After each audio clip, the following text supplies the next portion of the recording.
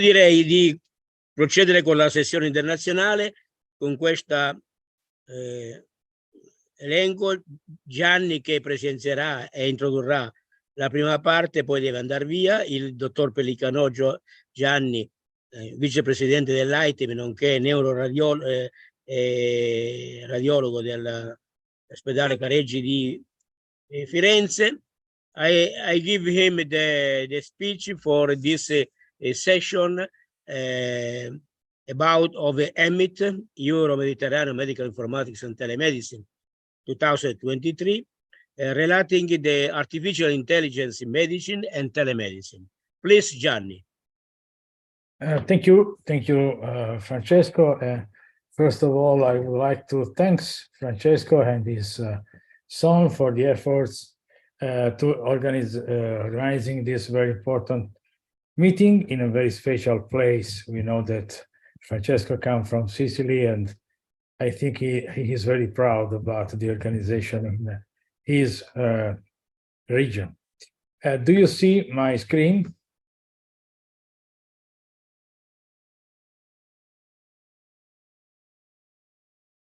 Sì. Okay, so I can go with a very brief presentation that want to explain and to show you what the European Council has decided in the last days. It is the first law about the artificial intelligence, and it's very, very important because it was considered the most advanced law on this topic. And of course, this is something originating from the European Council. It means that all of the articles of this law should be approved by single countries of the European Union. And we hope that at the end of this process, we will have a very unifying system, a unifying law about the artificial intelligence. We know that many people speak about artificial intelligence, and first of all, we need to have this sort of law because we have to know many things about. And first of all, the definition. It means that the definition about artificial intelligence is,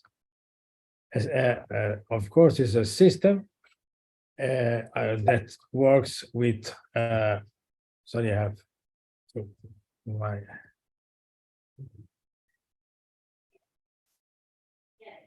Okay, is a system of artificial intelligence that we can define as a software with a lot of different approach, and we need to determine first the objective.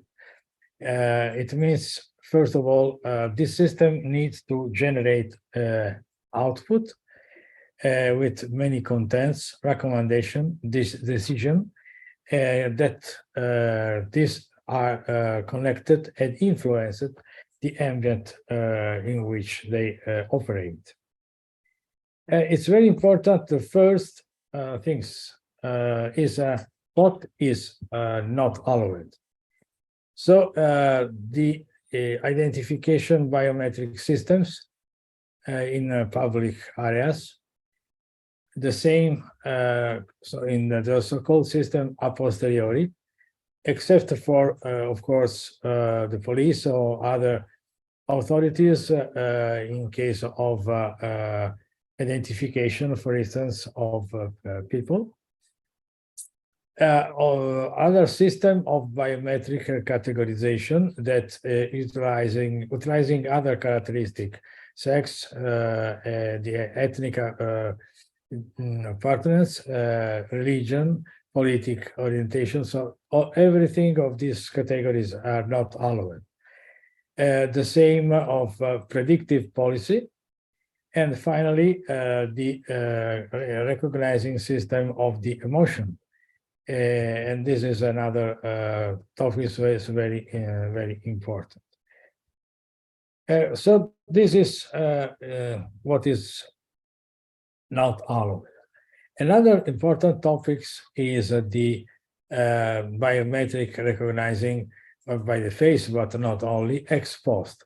So this could be possible, but only with after authorization by the law, and only for very dangerous and important activities, not legal activities.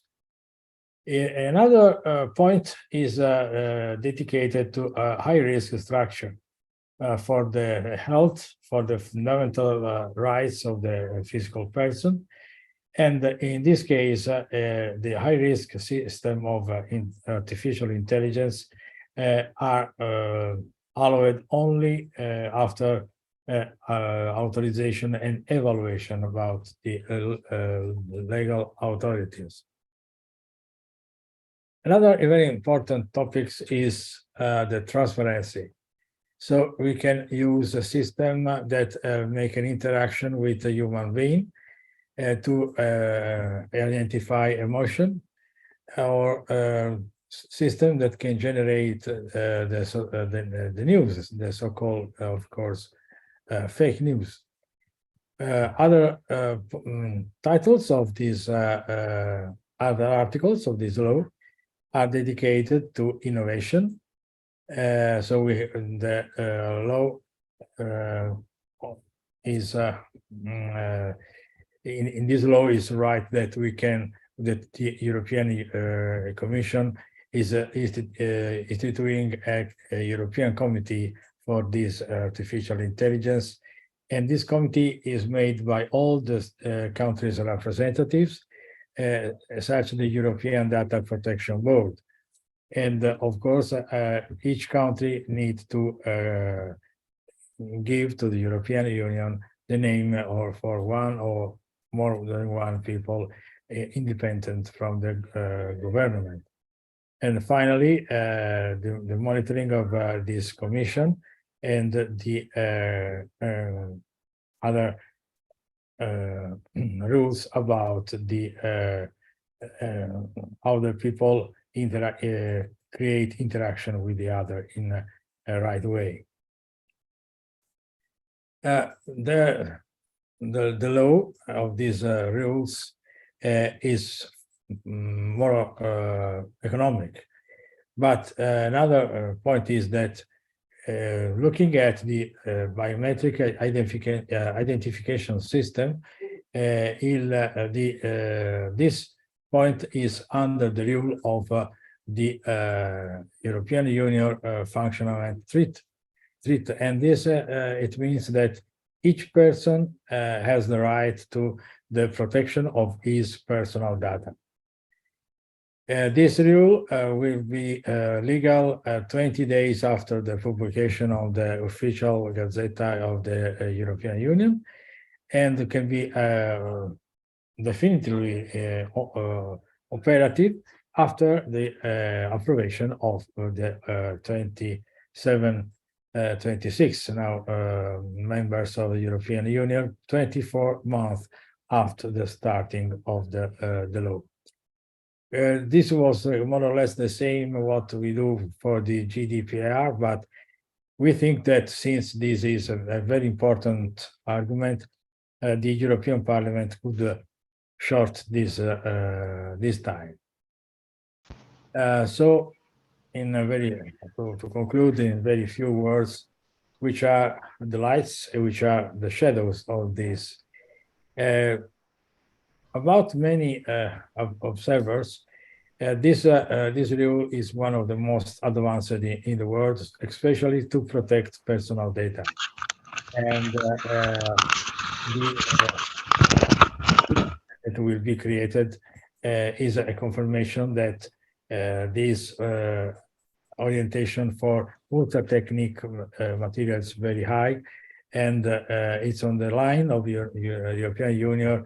European Union about the data, the personal data protection. Of course, if can be useful for disabled people, and this is a new technology to identify this person. The shadows could be that the choice to utilize facial recognition system in public space is on the fire. Many people said that this technique could be to eliminate. But the same for the ex-post recognizing. So the most important and useful point of this law is to avoid the use of this technical instrument that can in many ways could give us an immediate solution for many cases, but this is not a right way to identify people that have made crimes and so on. Anyway, we hope that once this law will be approved by single European countries, we will finally something that allows us to use artificial intelligence in the right way. Thank you.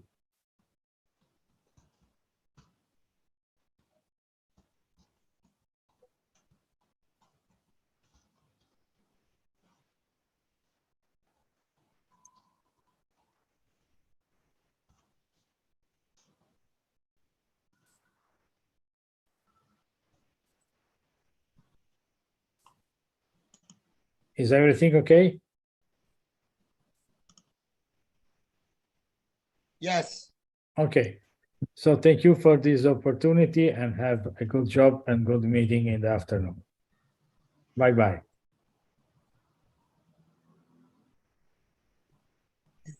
Gianni, so Pellicanò, if you want, you can chair this session for, or you must go away. Sorry, but I have had at the last minute problem in my hospital. I have to work in another place, so it was a pleasure to introduce the section, but I cannot stay long for other time. Okay, I suggest this schedule. Professor Bocchicchio from University of Bari is present because this morning he is not present now. To say something about after Alda Kika, professor of Tirana University, Vice Dean, and after Hayat from FSC. Please, Sedrati, you must ask to enter as speaker. Non è connesso. Prima era connesso. Sedrati from Morocco, and after Matteo, and after Matteo. Okay, Mario, please. Okay, thank you very much. First of all, my apologies because I was in the schedule for this morning, but I had a urgent meeting at my department, and so it was impossible for me to join. But it's equally nice, it's equally interesting to be here in the afternoon. My talk was not planned for this session, but I have a small contribution, just 3 minutes, related to the topic of the session, artificial intelligence. And if you like, I can tell you something about the project on artificial intelligence in for disability that we are carrying out here at University of Bari in cooperation with other universities under the umbrella of PNRR. And so, as I said, my talk was not scheduled, but so I don't have a presentation, but I want to show you a comic prepared by Google AI. Can you see it?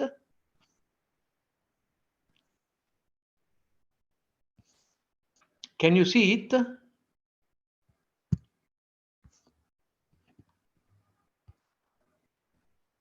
Hello? Now we can't. Let's try again. Yeah. Now you should be able to see it. Yes, that's right. Well, this is just to introduce the topic. So, as in a previous talk, we all know that one of the most important and most difficult tasks when doing research in this field is about data collection, data management, privacy, and all aspects related to privacy. Well, a solution from a technical point of view exists. It has been explored. It is under research by Google and by a lot of other researchers. It's called privacy preserving federated learning. Now, I don't want to comment the comic. It's just to say that Google AI, which introduced and is doing research on this topic, is actively involved also in making the topic popular. What is federated learning? Well, it's something which in some way resemble what medical doctor do every day. Instead of asking patient to bring all data at hospital and to analyze all data together, federated learning is something is similar to a medical doctor visiting patient at home one by one and learning from each patient. We can do the same. I don't want to go into detail. If you are interested, you can search for federated learning and most of all, privacy preserving federated learning techniques. There are plenty of framework, Python code used for this. This is already in use by several hospitals. We are trying to introduce a variation, a modification of this system also in our project. Basically, this means that we can collect data in the hand of each patient. Each patient can stay the only owner of its own data, and we can move algorithm instead of moving data. We can send algorithm at home. Algorithm can learn from each patient, but algorithm can be made so that they preserve totally the anonymity and the privacy of the patient. This approach is very interesting. We are using it for starting data analysis and remote monitoring of elderly people and disabled people. And this is particularly interesting because in some case, these persons are not classified as patient with some medical condition, but they are only considered normal person collecting their own data. This is a great difference from the GDPR point of view, because from the GDPR point of view, all medical data are subject to strict rules.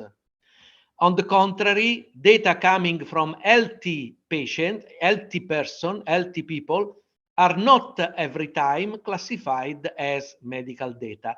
And so we can collect and we can process this data under the rule of well-being data, not of health data. And well-being data is much easier and much easier to collect and much easier to process. So this is a very interesting development. Another development I want just to tell you in a very short way, it's about the adoption of artificial intelligence method to use existing sensor as video cameras for sensing new vital data. For example, this research group is working.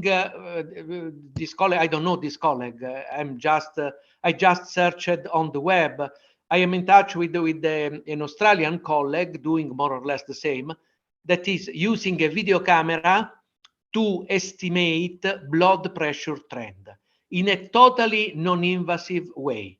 You can simply look at the person which is talking to you via video conference and process the images to extract a basic information about blood pressure.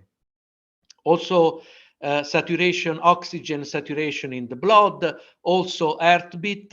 So what is very, very nice to me, and we are trying to implement also in our research, is the possibility to use low-cost cameras and advanced processing techniques to extend the possibility to collect and analyze vital signal from the people connected. That's it. I will stop here my short talk, and thank you for this opportunity. It will be very nice to hear the remaining, the other colleagues.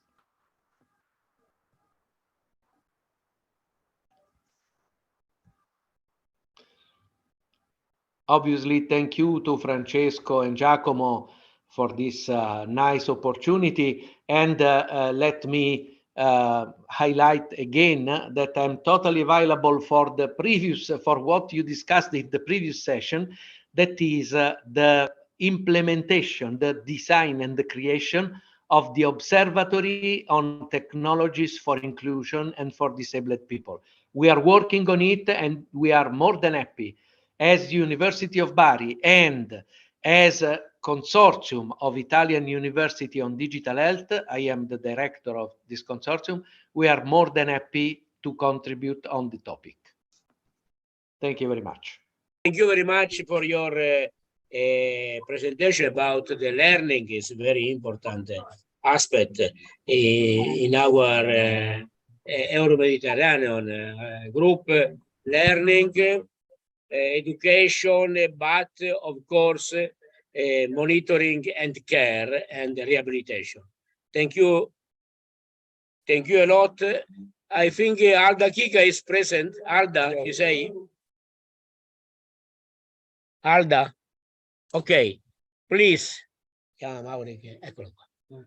Alda, I am here in Sicily with the Professor Mauri. Good afternoon. Hi. Hi Alda. Hi, Alda. Ciao, ciao. Ciao, Alda. You remember Milano? Do you remember Milano? Sì, certo. Okay, tanto. Okay, please, your speech about neural network in rehabilitation, in neurology, neurosurgery, of course. Okay, just a moment to share the screen. To share the screen. Okay, can you see it? Yes, The we screen? can. Okay. So first of all, I would like to thank you for this opportunity to share this meeting, and also for the support and the collaboration over all these years. Today, I'm going to talk about graph-based deep learning for medical application techniques. So I would like to point out the machine learning techniques that we have used so far versus this new kind of techniques, graph networks, and their advantages. Then I'm going to talk very briefly about some application domains which are more suited for graph networks than for the other techniques. Some other works that use again, graph neural networks for medical diagnosis and prediction. After that, I'm going to talk a bit about our work, about using this kind of techniques, graph convolutional network approach for predicting the severity of carpal tunnel syndrome in collaboration with the University of Medicine, Tirana, Neurosurgery Center. And at the end, some conclusion. So in order to diagnose and predict, in medicine, we require the data, the information, but this data comes in many different forms. For example, we have not only medical history of patients that we can gather as a grid, but also various medical tests to capture the patient's functional and anatomical structures. For example, we use magnetic resonance imaging or computed tomography, ultrasound, X-ray, etc. And a major limitation of existing methods has been the focus on grid-like data. However, the structure of physiological recordings are often irregular and unordered, which make it very difficult to conceptualize as a matrix. And graph neural networks for this kind of data has been proven to be more efficient because they capture relationships between entities, and also they capture the connections between them. For that reason, they are potentially very useful in many of these applications to encode relational information between variables. And in the figure, we can see the difference between the grid data, which is shown on the top of this figure, and also the graph structure. The graph structure has the connection between the nodes, but also it can capture also the connection between these nodes, and we can give the weight as well. And also we can at the same time we can keep the features of each node. And below there are some other works. For example, in A and B, there is work for brain graph of MRI and EEG data for brain responses and emotional analysis. In C, there is another representation of represented by a graph for the brain reconstruction. And in this, a graph-like representation for organ segmentation. Some other works in this field, for example, for brain activity analysis, brain signals are an example of graph signal, and the graph representation can encode the complex structure of the brain to represent either physical or functional connectivity across different brain regions.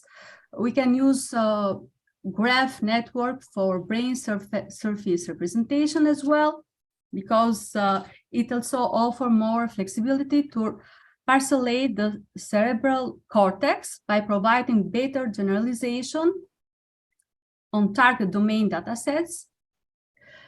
We can use this kind of structure for segmentation and labeling of anatomical structures as well, and there are some works in this field as well, because a graph-based method learns and regresses the location of the vessels and organs directly and allows the model to learn local spatial structures. And also they are very useful for multimodal medical data analysis, because, as we have said before, it can be difficult to combine imaging and non-imaging data from population into a unified model. For that reason, the graphs can be very useful to combine all this kind of data, different kind of data. The association among instances is important, and neighboring patients in the graph should be considered when, for example, learning embeddings for brain functional networks. There are some other works for classification and diagnosis, medical diagnosis, for example, for autism spectrum disorder. As we can see from the figure, from this work that is mentioned below, graph-based models can be classified into two groups based on the node definition. For example, in A, they represent individual graph, nodes are brain regions, and ages are functional correlations between time series observation from those regions. And in the B, it's a population graph. In this approach, each node represents a subject with corresponding brain connectivity data, and ages are determined as the similarity between subjects features.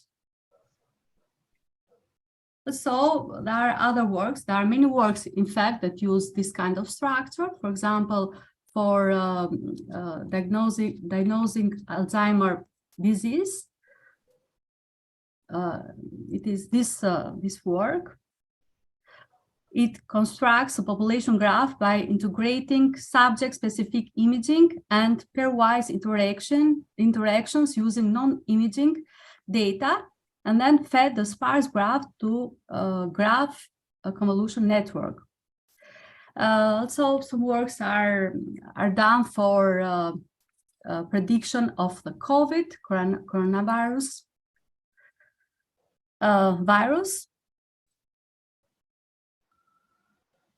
because as we have said before, you can combine images with other data from the patients to increase the prediction rate, and also for prediction of breast cancer. And in the figure, we can see that convolutional neural network pipeline is combined together with a graph convolution network in order to attain superior performance in classifying 6 abnormal types of this kind of diagnosis. Okay. We have done work for, as I've said before, for prediction of the severity of carpal tunnel syndrome, together in collaboration with the University of Medicine neurosurgery department. In this study, we propose a framework which is based on a deep learning method, graph convolutional network, to predict the severity of carpal tunnel syndrome. Carpal tunnel syndrome is the most frequent entrapment neuropathy of the upper extremity, and it occurs due to compression of the median nerve in the carpal tunnel, which causes functional disability of the hand. And we have gathered the data, and we have prepared for this model, this framework, the data of 100 patients which were diagnosed and treated for carpal tunnel syndrome. In fact, they were 164 operated cases, because some of these patients were operated for both hands. And for that reason, and for many others, the physicians believe that there are several features which should be studied in order to predict this kind of diagnosis. And also there are a lot of studies done for this kind of syndrome, but we have seen this problem, and we have studied this problem with this kind of method, graph convolution network. And as we are going to see later, this kind of technique gives better result than the other machine learning methods. And the data consisted of generalities of the patients, so general data of the patients, clinical examination of the stage of carpal tunnel syndrome, electrophysiological study, and also we have gathered the result of a very noted questionnaire for that reason, is the Boston Carpal Tunnel Syndrome Questionnaire. The graph can be represented with 3 sets, which are: V represents the set of the node, E denotes the set of edges which connect these nodes, and also there is another set, which is W, is the adjacency matrix, which describes the connection between any 2 nodes in V. The nodes of the graph represent each case, so they represent each each hand operated, in fact. Feature vector is the data of the patient. And for each node Ni, we find the node Nh, which has the maximum number of equal features. And we draw a connection, a link between them is added to the graph. And this graph is also weighted, and the weight for each link is the number of equal features between these two nodes.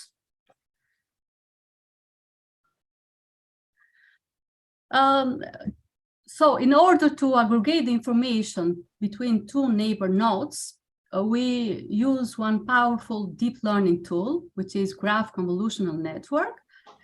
It will be modeled and trained by using PyTorch geometric. And in order to compare this model with other known models and machine learning techniques, we are going to use Weka, and we will choose these machine learning techniques: decision tree, random forest, naive Bayes, and support vector machine. And in this slide, there are the results. So as we can see from the results, decision tree J48 has reached the highest accuracy. We also have divided the data set into training in order to train the model, validation, and test sets in the ratio 80%, 10%, and 10%. After that, we have done the same thing, but with the graph convolution network, and we can reach the highest accuracy after 31 first epochs. After that, the accuracy didn't improve, so the accuracy of this model is 90%. So as we can see, the accuracy is improved by using graph convolutional network. In this work, we compared several known classification machine learning algorithms, and graph convolutional network has reached the highest accuracy in predicting the severity of the tunnel carpal syndrome than the other models. In the future, we plan to work with other kind of deep learning models. For example, we can work with the graph attention network, which also from different studies has reached high performance and accuracy. In conclusion, we can say that the graph network deep learning models can help healthcare providers and researchers to better understand the features and the relationship between the attributes of the patient in order to predict and prevent different kinds of syndromes and diseases. Thank you for your attention. Okay, thank you very much. Thank you. Thank you very much for your presentation. And there is some question for Professor Kika, Alda.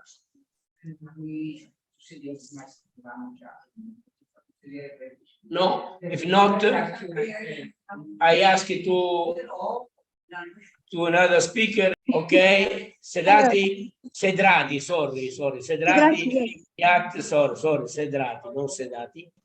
Sedrati, she's working with my friend, Professor Hassan Ghazal, and please, for your presentation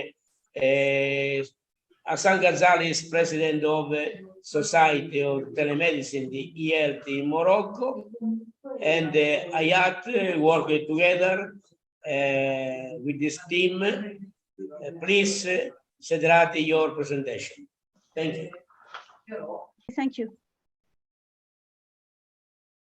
Thank you, Chair. Salam alaikum. Good afternoon. Yeah. I'm Hayat Sedrati, PhD student at the National School of Computer Sciences and System Analysis under the supervision of Professor Hassan Ghazal.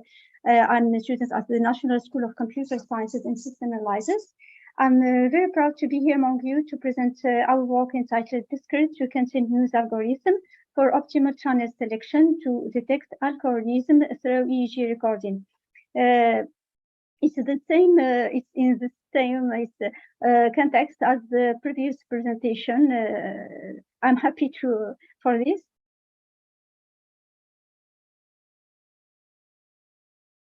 After the introduction of the medical and technical approach of our work, we will present the objective of this study as well as the method adopted to analyze the EEG recording, followed by conclusion about the obtained results. Keep in mind, 6 people die in the world from alcoholism. Alcohol consumption is estimated at 2.3 billion, which equals 43% of the world population aged between 15 and over. Alcohol has harmful effects on a person's mental health. It has impairments, negative impairments, and severe chronic and negative impairments on the vital organs. It's also associated with negative social outcomes and negative economic impacts.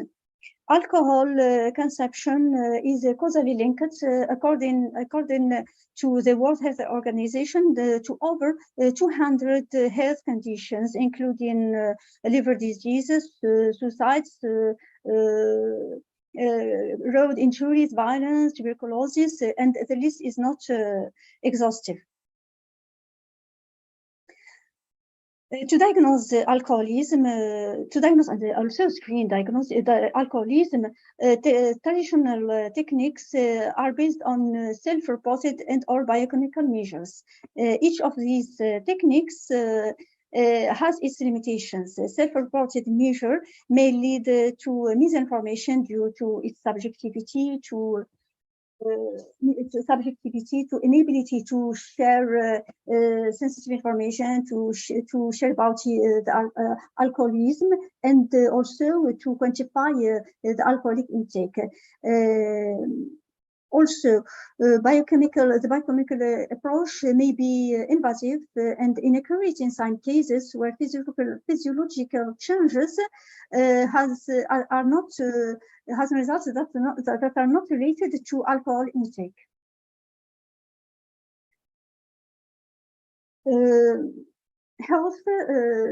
In the health domain, scientific and technological advancements have a promise in the future in the neuroscience field.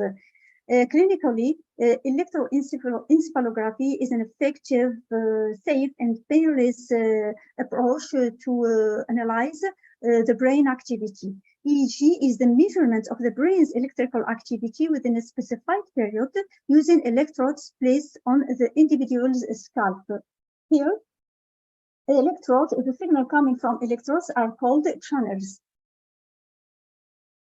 Machine learning and the statistical analysis methods were used to analyze and screen, to analyze and diagnose for algorithm diagnosis and screening based upon EEG signals using raw and pre-processed data. The challenge is to achieve a high rate of accuracy under the constraints of time complexity and the memory performance for alcoholism diagnosis. The challenge is increasing when it comes to handle data sets of a high order of a higher dimensional order, such as EEG signals. The objective of our study is to identify the most optimal and accurate channel for alcoholism screening. For alcoholism screening, yes. So the method. This method is a contribution to the adaptation and improvement of our DTC algorithm, the discrete to continuous algorithm. On the left hand, we have the model set F, and on the right hand, the model, the data set SF. That the DTC is point pattern matching algorithm. Unlike other matching methods that generate a distance matrix, DTC seeks to bring the data set SF onto the model set F. So precisely on the continuous representation of the model SF. Instead of making a direct matching of both sets, to convert F to its continuous form, the TTC algorithm applies the cubic spline as a polynomial interpolation. On the left hand, red points represent the reference signal. The SF, the set of points SF on the right hand represents the EEG signal to compare with the reference excuse me. Assuming the T is the transformation matrix necessary to bring the discrete form of EEG signals SF onto the continuous representation of red points, the Euclidean distance between the discrete form and the continuous representation determines the distance measured QT. The function QT is minimized by the transformation T. The next step is to calculate the QT value that is minimized by the transformation T. Our study, a comparative study of the DTC algorithm was performed with the dynamic time warping algorithm.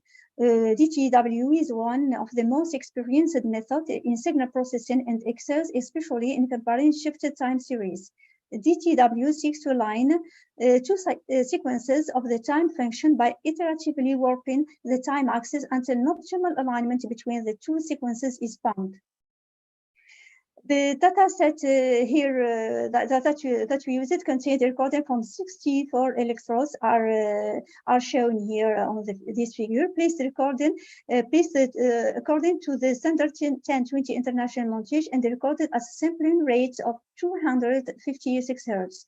The data set includes 20 trials from one alcoholic and one non-alcoholic subject, 10 from the one alcoholic, and the 10 others are from the non-alcoholic subjects. Here are a representation of the EEG recording, the amplitude signal of the EEG recording over 10 trials, over 10 size of non-alcoholic. The one figure at the left hand is a recording from non-alcoholic subject. The other one at the right hand is EEG, is the amplitude of the signal recorded from non-alcoholic subject. Note that the data source is the University of California Irvine Machine Learning Repository. The concept of the TTC is to measure the distance between EEG recording of 10 tries per individual and for single stimulus according to two scenarios. First, comparing non-alcoholic EEG signals to those of other non-alcoholic signals in the same group, and then we compared alcoholic with non-alcoholic EEG signals to discriminate between alcoholic and non-alcoholic subjects. Results obtained. This figure is related to concern DTC distance measures as computed with the DTC algorithm per subject for the channel C3 for the DTC algorithm. The red graph is the plot of non-alcoholic EEG data between each other. The blue one is the comparison plot of alcoholic EEG data with non-alcoholic data. Excuse me, the red one is the red graph is the measure between non-alcoholic EEG data. Same for the DTW algorithm. Those graphs show distance measures as computed with the DTW algorithm per subject for the channel C3. The blue graph is the comparison plot of non-alcoholic EEG data between each other, and the red one, the comparison plot of alcoholic EEG data with non-alcoholic EEG data. We can observe here that the distance measure for persons who are not alcoholic are small, while the distance measured between an alcoholic and non-alcoholic persons is greater than the other distance measures. Here, this table synthesized the results. The optimal channels in terms of detecting abnormalities related to alcoholism. So 4 channels were detected as the most optimal and accurate by both the DTC and DTW algorithm. Here we can see figures that show that how if only 4 channels, F8, C3, CP5, and PO7, have a false negative rate, the smaller false negative rate, while others channels have greater, that have false negative rates that ranged for between 60 and 100%. This figure showed the location of the false detected or identified channels, which are F8, C3, CP5, and PO7. So there is an abnormal activity in the frontal lobe, which is in accordance with clinical evidence. Also, C3, CP5, and PO7 was identified as preserving as much as information as the full dataset contains 64 EEG channels. In conclusion, identification of the most optimal and relevant channels over 64 EEG signals was performed. Identification of channels leads to handling reduced data set dimension in future studies on EEG signals classification. The obtained results are encouraging to undertake the classification of EEG signals using the DTC algorithm on a larger data set. Thank you.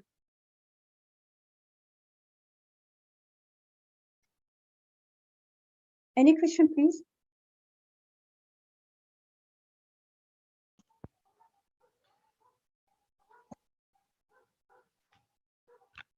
I have a question, if possible. Yes, please. Do you have established a relationship with hospital or other clinical partner adopting your technique? Not yet. We haven't yet performed this comparison or this type of work, because we are in the beginning. I just apply our method on a freely available data set on the internet. We plan to do this in future work, but after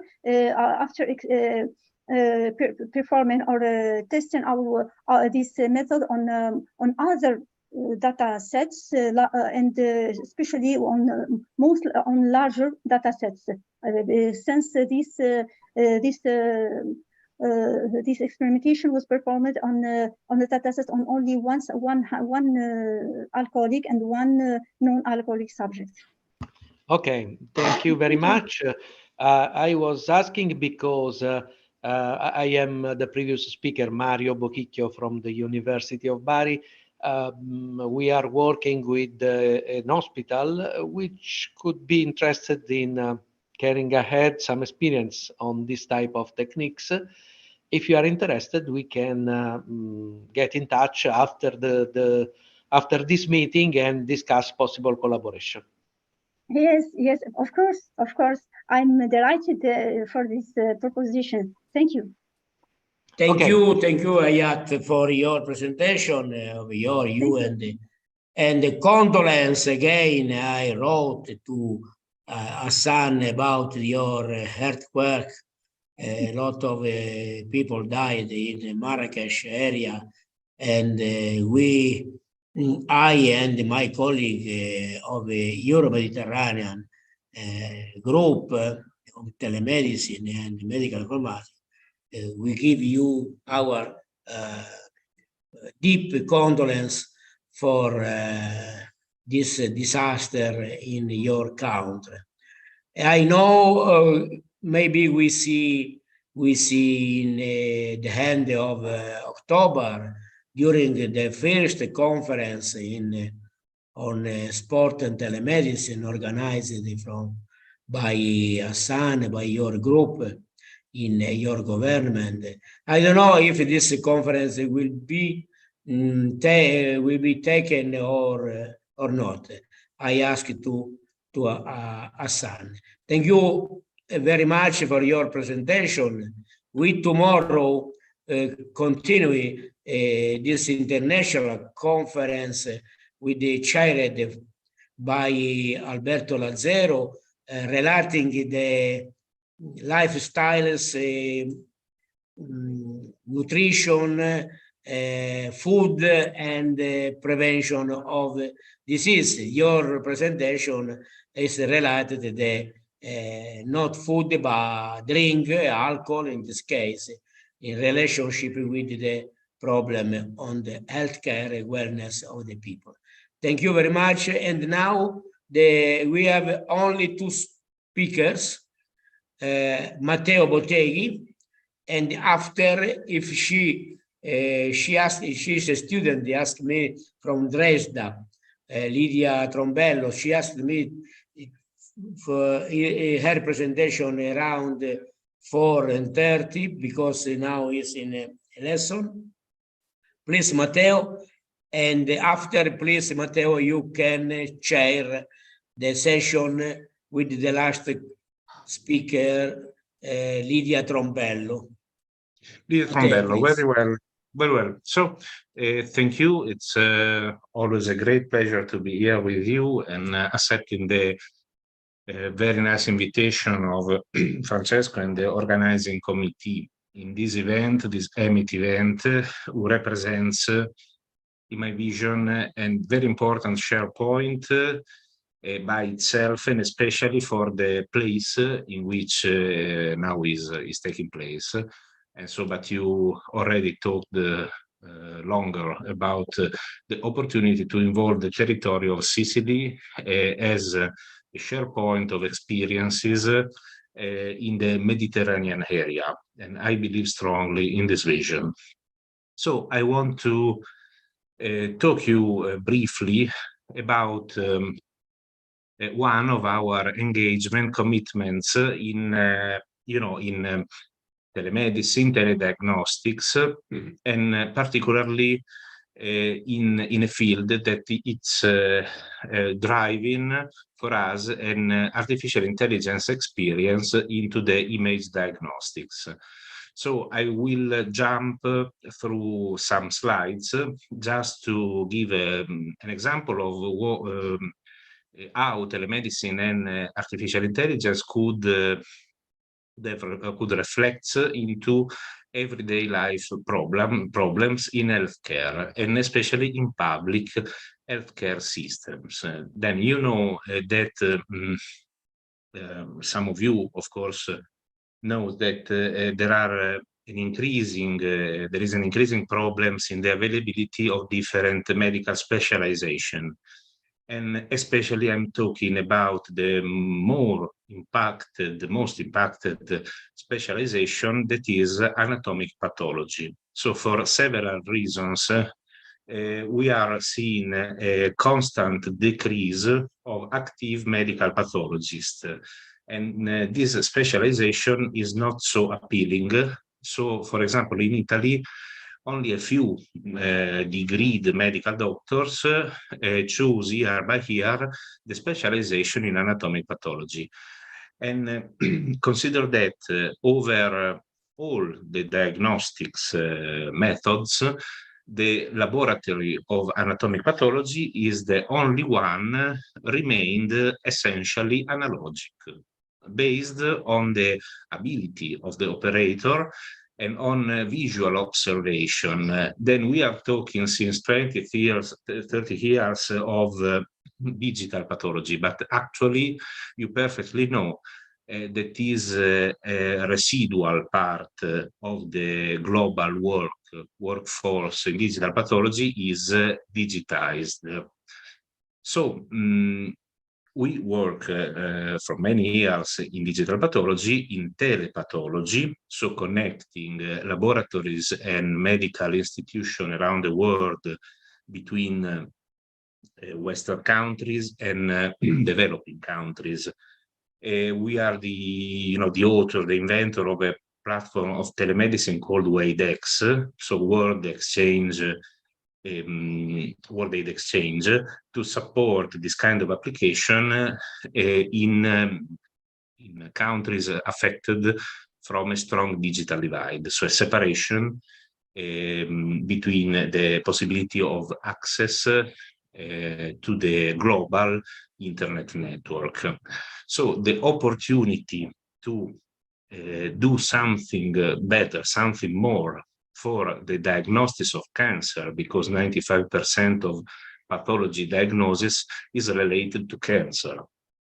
The cancer is an increasing problem all over the world. It means that we need more diagnostics of anatomic pathology. So our vision in this moment is introduce digital tools, telepathology, and also finally artificial intelligence in diagnostics, supporting the diagnostics of pathology, that is called pathomics, is the omic field devoted to anatomic pathology. So we designed a new European project to related, to the liquid-based cytology in the urine test. So the sector of cytology devoted to the detection of cancer of the urinary tract.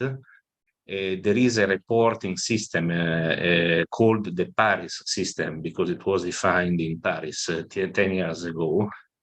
And so we studied a project, a European project called Fructis, which is exactly the possibility to extend a screening program on European scale and then a worldwide scale, in which we are demonstrating that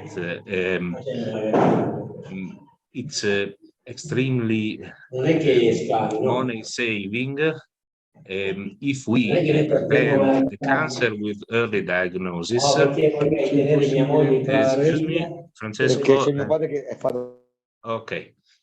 Okay, so with a big program of screening performed by cytological screening of the urine, so urine test, it could be spread all over Europe and also all over the world, and it has a gain of 40 times. So €1 spent in early diagnosis through cytology, and €40 saved in terms of cancer care, quality of life, and impacts on the population.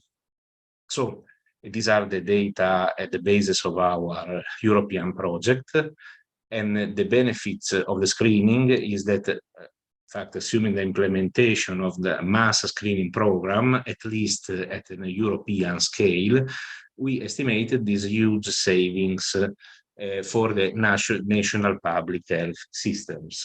So our estimation is of front of an investment of €1.2 billion per year, a saving on around €40 billion. And we presented this model in an application on called a European grant called EIC, for acceleration of industrial ideas. And we passed the first 2 steps of selection. We are at the submission of the last stage. So basically, for the diagnostics part, the model is in 5 points.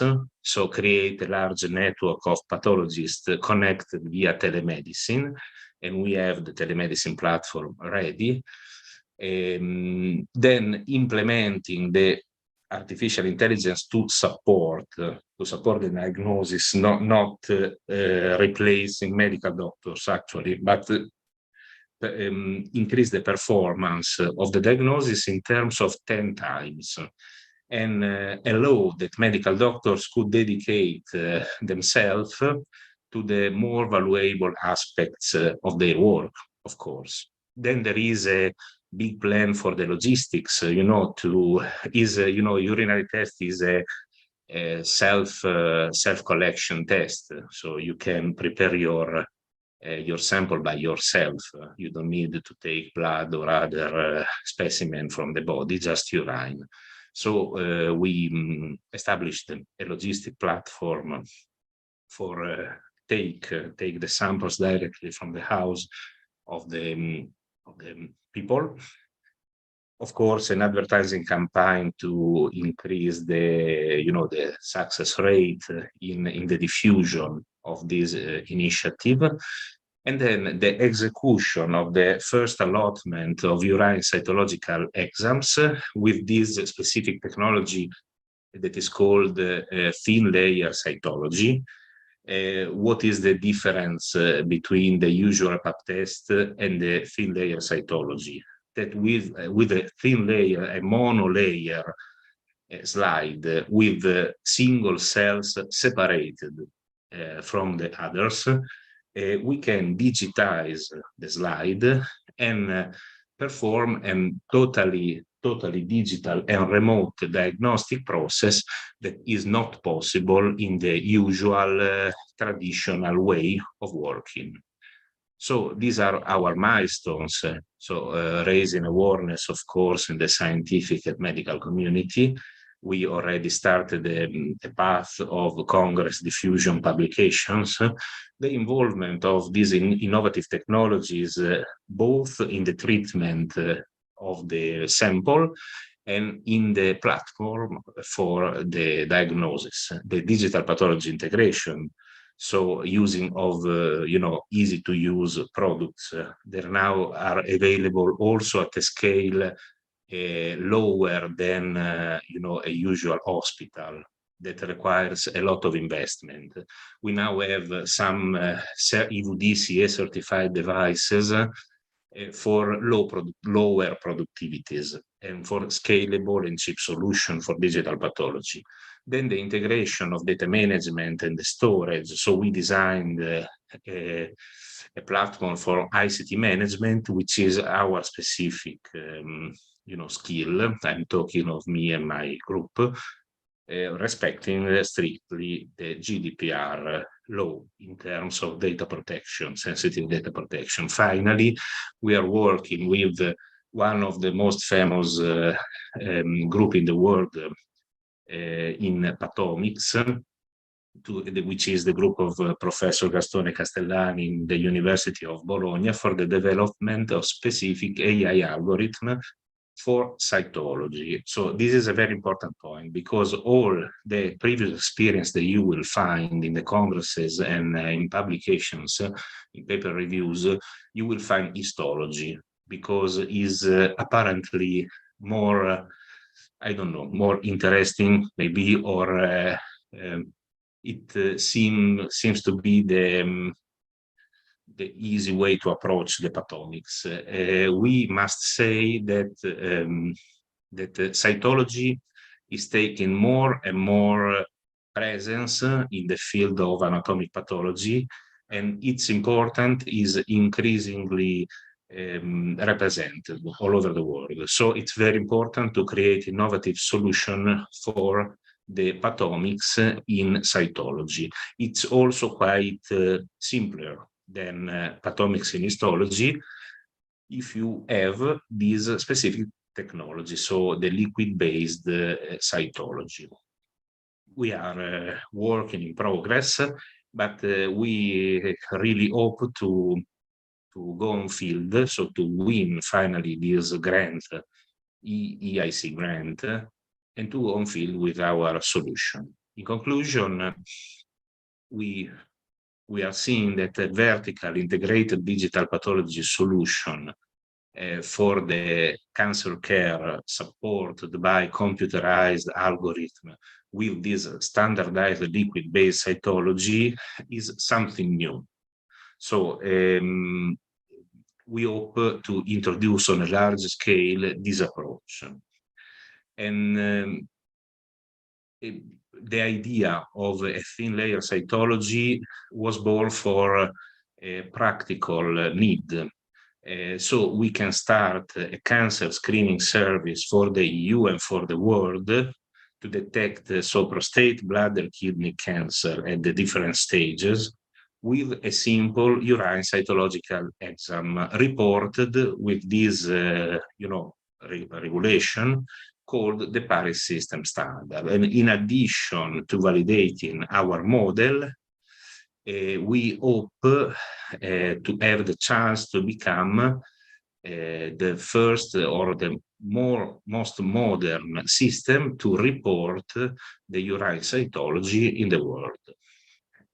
Okay, thank you. And if you have any questions, we are available.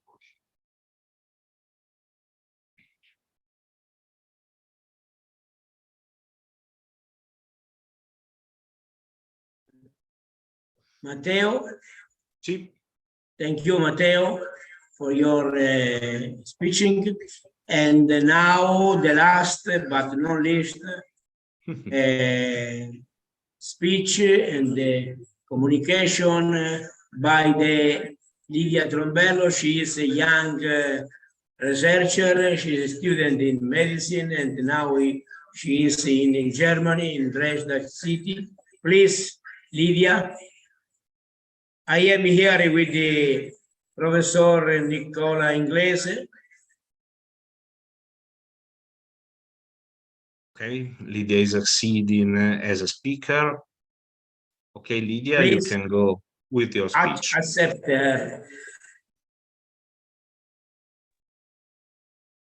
Good afternoon, everybody. Do you hear me? Yes, perfectly. Okay.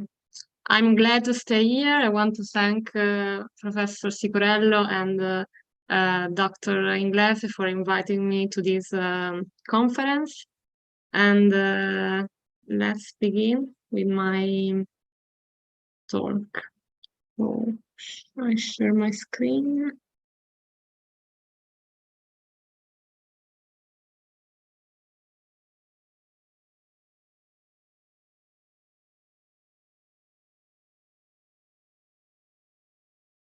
Do you see my presentation? Yes. Yes, Okay. you can.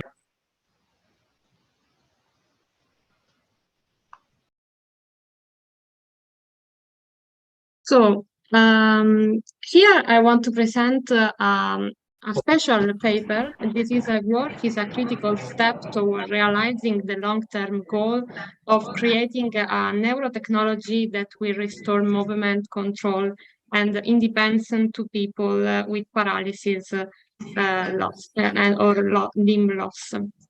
Ma è lei? Questa foto? Questa foto?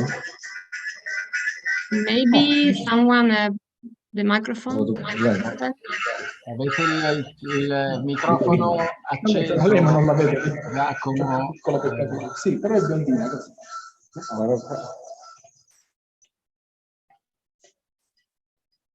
Si è collegato pure da qua. Ma che bello.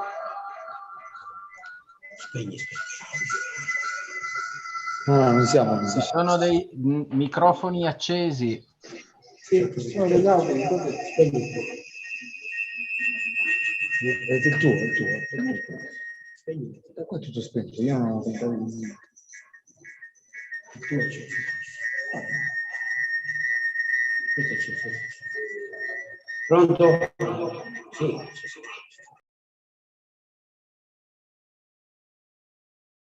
Okay. Ok.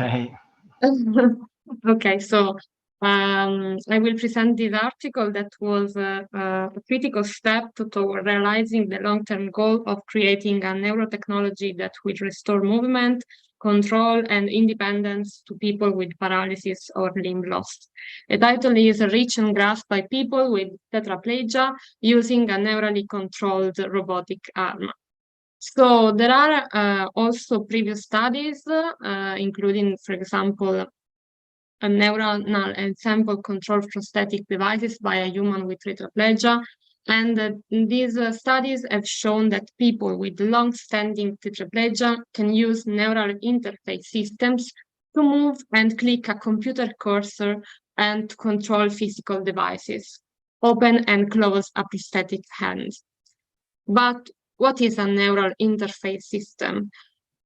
So it's constituted by different parts, such as a signal sensor area, one decoder, and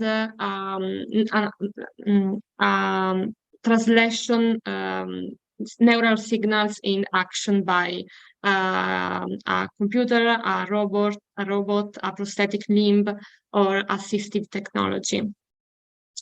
In this article, it was designed a special study, including a special clinical trial, BrainGate 2 pilot clinical trial. And it was enrolled one woman, 58-year-old woman, tetraplegic and anarthritic as a result of a brainstem stroke that occurred in 1997. And another person that was involved was a 66-year-old man, also tetraplegic, with difficulty in speak as a result of a brainstem stroke that occurred in 2006. So to these people was implanted special microelectrode array constituted by 96-channel intracortical microelectrode array, and in particular was implanted in November 2005 for the woman and June 2011 for the man. As we know, engineered technologies have to calibrate. So the state decoder used to control the grasping action of the robot hand was also calibrated.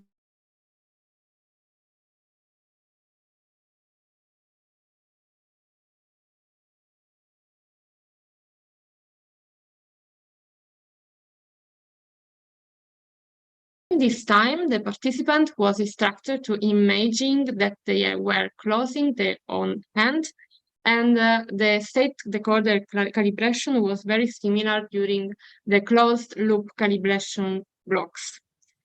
But we have to calibrate the system, but also decode. So motor decoding, understand the intention of the subject. Locomotion, speed, grasping task, etc.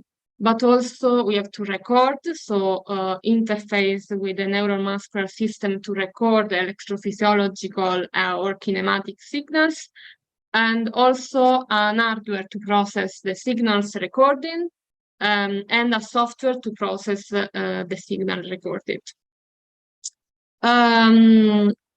Through which method we decode this neural activity? With a special filter called the Kalman filter. And the Kalman filter requires 4 sets of parameters, 2 of which were calculated based on mean subtracted threshold crossing rate and the intended direction. The other 2 parameters were hard-coded. The first parameter was the directional tuning, calculated as a special formula, and the second parameter, Q, was the error covariance matrix in the linearly reconstructed neural activity. With these 2 hard-coded parameters, we know the state transition matrix A, which predicts the intended direction given the previous estimate parameter, and the error in this model. So here we can see the right-handed robot arms that was used in this study.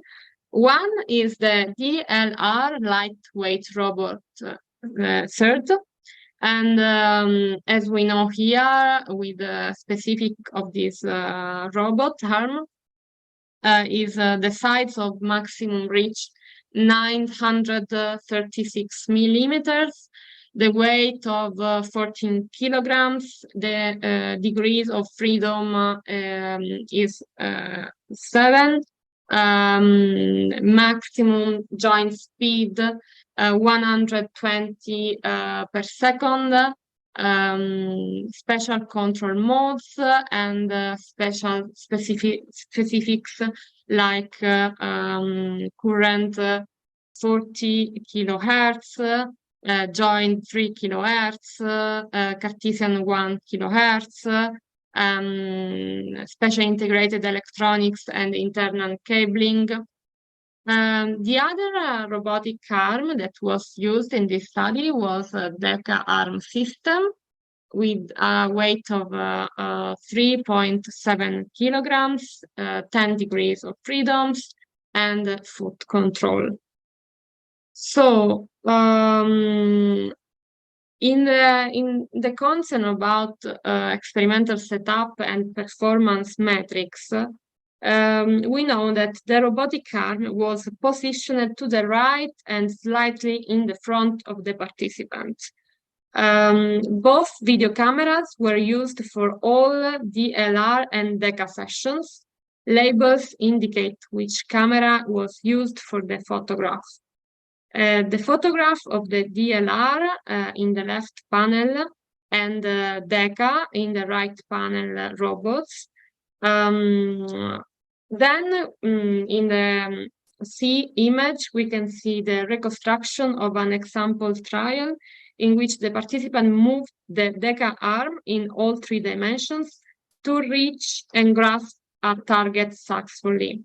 The top panel illustrates the trajectory of the hand in 3-dimensional space. The middle panel shows the position of the first joint for the same trajectory, decomposed into each of its 3 dimensions relatively to the participant. The bottom panel shows the threshold crossing events from all units that contributed to decoding the movement. And each row of tick marks represents the activity of 1 unit, and each tick mark represents a threshold crossing. In the D image, we can see an example trajectory from a DLR session in which the participant needed to move the robot hand, which started to the left of the target, around and to the right of the target to approach it with the open part of the hand. The middle and bottom panels are analogous of previous one, and percentage of trials in which the participant successfully touched the target with a robotic hand, we can see as in the E image, like blue bars, and successfully grasped the target in the red bars. In the left image plot, we can see an average time required to touch blue bars or grasp red bars, then targets. So here we can see the practical example in which this robot is applied with a real person. So we have 4 sequencer images from the first successful trial showing participants S3 using the robotic arm to grasp the bottle, bring it towards her mouth, drink coffee from the bottle through a straw, and place the bottle back on the table. Here is an example of neural signals from 3 sessions and 2 participants. So again, with S3 person and T2 person, average waveforms with the plus and minus 2 standard deviation from 2 units from each session with a large directional modulation of activity, and rasters and histogram of threshold crossings showing directional modulation. And each row of tick marks represents a trial, and each tick mark represents a threshold crossing event. The histogram summarizes the average activity across all trials in that direction, and the rasters are displayed for arm movements to and from the pair of opposing targets that most closely aligned with the selected unit's preferred direction. Time 0 indicates the start of a trial, and the dashed vertical line 1.8 seconds before the start of the trial identifies the time when the target for the upcoming trial began to rise. And rasters and histograms from calibration and assessment trials for units that modulated with intended grasp state, and during closed-loop filter calibration trials, the hand automatically closed starting at time 0, cueing the participant to grasp. Here we can see some video for neuronal example control of DLR robot arm and hand for 3-dimensional reach and grasp by a woman with tetraplegia in this specific trial day, 1959. So the participant want to reach and grasp this special ball, and we can see the movement of the hand to reach the target only by decoding a volunteer of move the hand.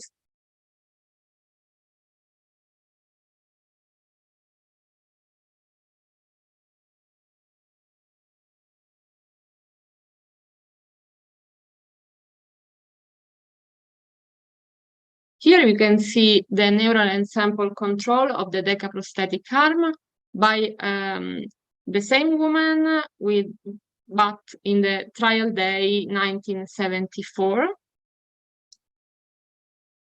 with this other robot arm, DECA. So you can see the difference of reach and grasping. Vabbè. Cosa successo nelle videoconferenze di merda. Minchia, però così, sessismo.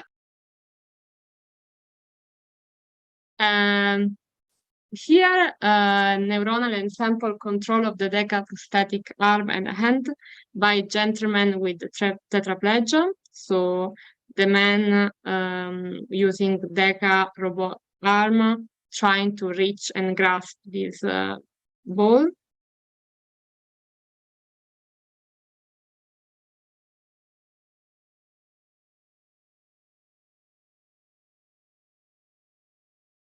And here we can see how this system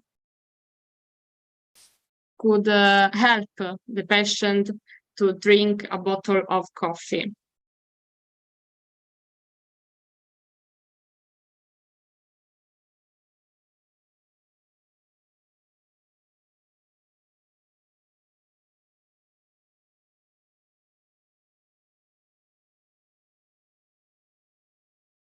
So they are the first to prove that neural inputs from brain-computer interface can be used to operate a robotic arm and perform complex manual skills. While not perfect, this suggests that the experimental system can be used to restore lost function in people with paralysis of the arms, including the ability to perform everyday activities again. Furthermore, the robotic control was much better than that previously observed in normal, non-human primates, and the patient S3 was able to operate this system nearly 15 years after her stroke and paralysis with a small array of electrodes, suggesting that this technology may be able to be applied to a large proportion of the patient population. So this paper reports an important advance by rigorously demonstrating in more than one participant that precise three-dimensional neural control of robot arms is not only possible, but also repeatable. And we moved significantly closer to returning everyday function like serving yourself a cup of coffee, usually performed by the arm and hand for people who are unable to move their own limbs. So thank you for your attention.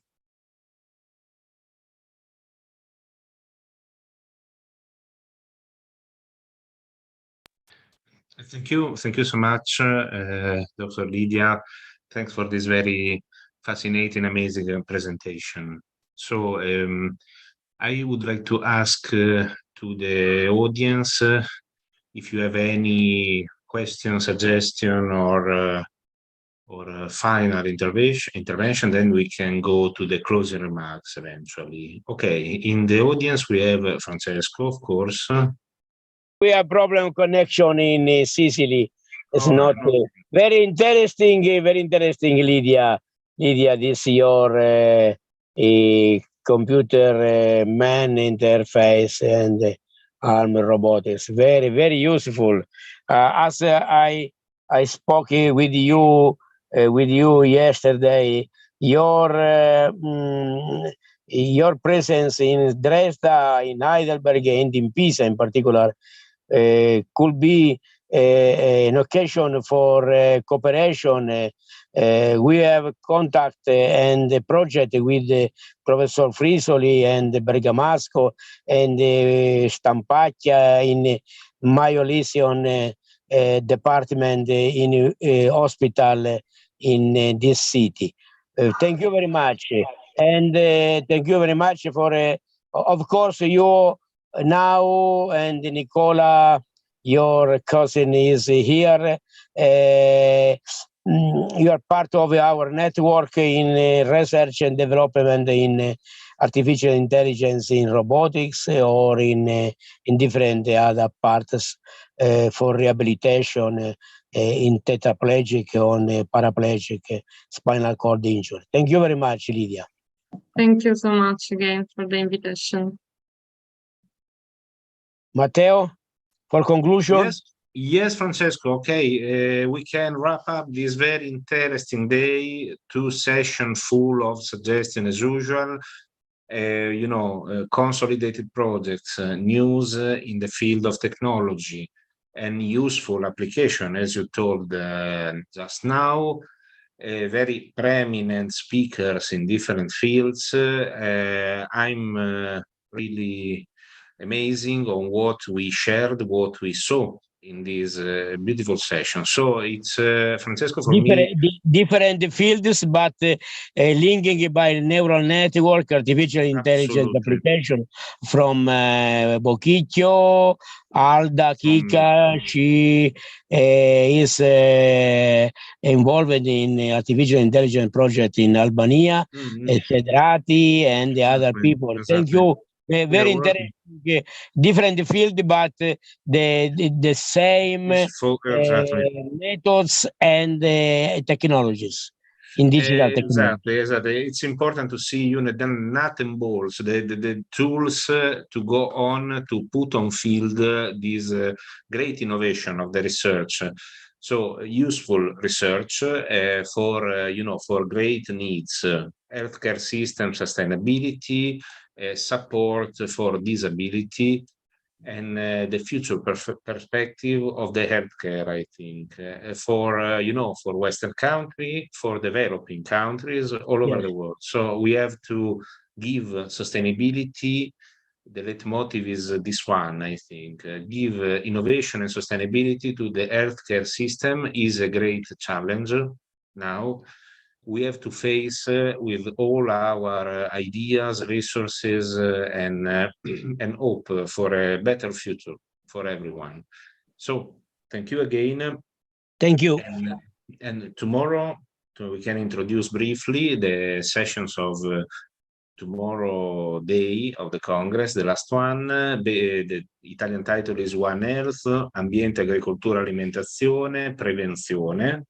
Quindi la salute unitaria, tecnologie innovative per il benessere di ambiente, animali e persone, cura, monitoraggio di malattie croniche infettive. Anche qui abbiamo un programma davvero vasto, un pannello di relatori impressionante. Si chiuderà con una sessione internazionale con nomi ben noti a livello internazionale, appunto. Direi una bella fetta del meglio che c'è, credo, in questo momento. di esperienze. Benissimo, allora a domani alle 9.